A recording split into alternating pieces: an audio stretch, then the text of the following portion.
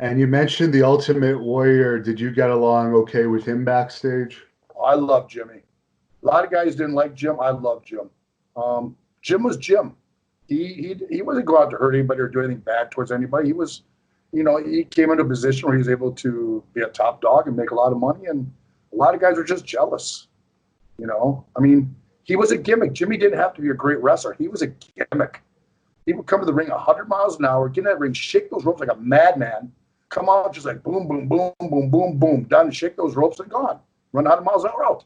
I mean, that was Jim.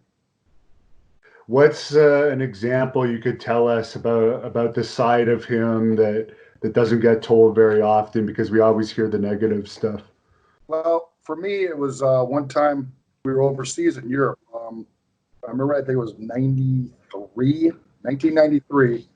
We had to go to Europe with Hercules. I mean, some really good names, a lot of big names, and every show was sold out. I mean, you're talking these were places, 15,000 people sold out every single night.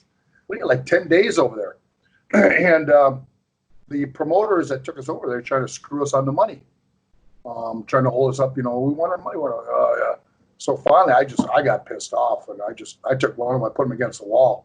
I was ready to choke the guy out, and I said, you know what?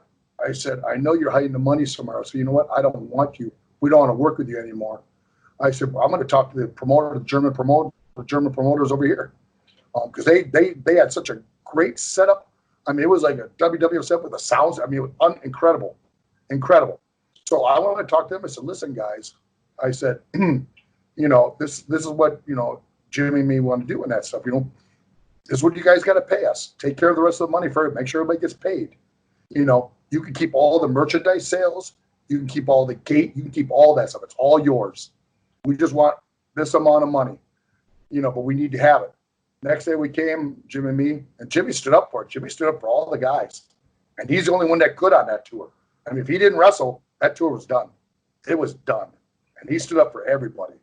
And Jimmy were walking around with $200,000 of cash in a briefcase. And before we go, we put in a special safety box all the time. We wouldn't give the guys ahead of time because we were afraid we'd give some of the guys ahead of time. They would just take off.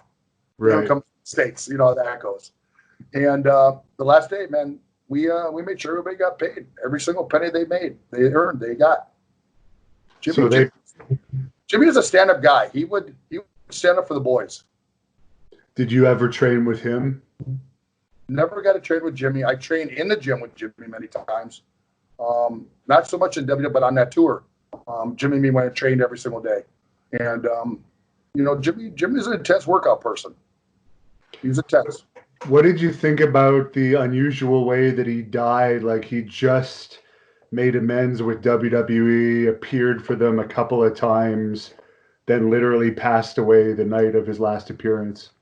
I got a theory on that, and it's my feeling. Jimmy was 54 years old. He hadn't been in the limelight in a long time. He stayed low for a long time living in New Mexico. When you get used to that kind of lifestyle, your heart rate, everything else is, you're very relaxed. Everything else, you don't get that adrenaline anymore. Like in wrestling and sports, football, and you get that big adrenaline. You don't have that anymore. So you don't have all that stress on your heart.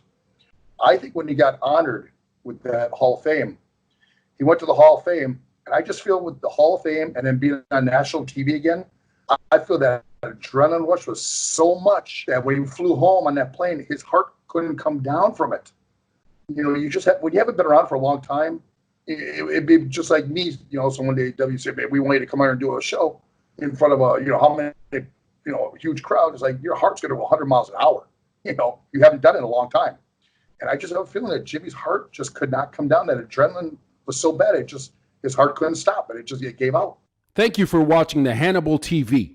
Please like this video if you enjoyed it and click the subscribe button to not miss any of our latest shoot interviews, match videos, or news updates. Support us on patreon.com for $1.99 a month to watch our full shoot interviews ad-free and help our channel grow. Follow us on Twitter at the Hannibal TV for instant updates.